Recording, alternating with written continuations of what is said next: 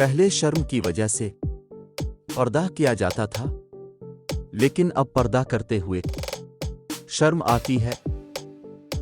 پیسے آپ کو حقیقی خوشی تو نہیں دے سکتے، مگر آپ کے 99% مسائل ضرور حل کر سکتے ہیں۔ اپنے شوق کو اپنا کاروبار بنائیں اور وہ کام کریں جو آپ دل سے کرنا پسند کرتے ہیں۔ پھر دیکھنا کہ پیسہ خود چل کر آپ کے پاس آئے گا۔ لوگ صرف اسی شخص کے سامنے اونچا بولتے ہیں جو ان کے سامنے اونچا نہیں بول سکتا۔ اگر زندگی آپ کو رلانے کے 100 موقع بھی پیدا کر دے تو آپ بھی زندگی کو بتا دیں کہ آپ کے پاس خوش رہنے کے 1000 موقع موجود ہیں۔ اپنے خوابوں کو پورا کرنے کا بہترین طریقہ یہ ہے کہ آپ نیند سے جاگ جائیں۔ کوئی مال میں خوش ہے تو کوئی صرف دال میں خوش ہے، اور خوش نصیب ہیں وہ لوگ جو ہر حال میں خوش ہیں۔ ہماری توبہ بھی توبہ کی محتاج ہے، کیونکہ اس میں بھی سچائی نہیں ہوتی۔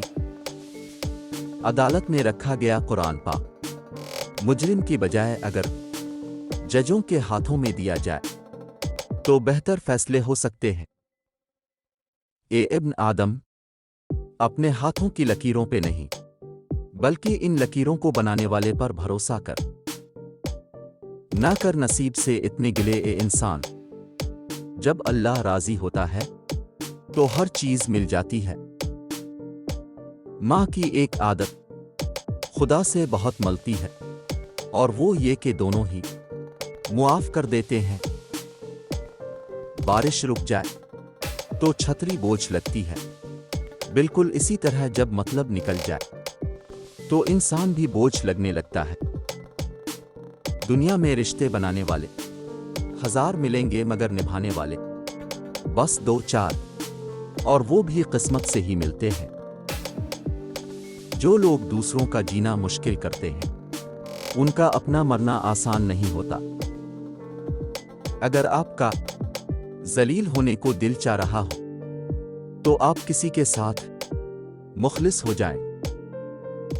آج کا انسان صرف دولت کو ہی خوش نصیبی سمجھتا ہے، اور یہی اس کی بد نصیبی کا ثبوت ہے۔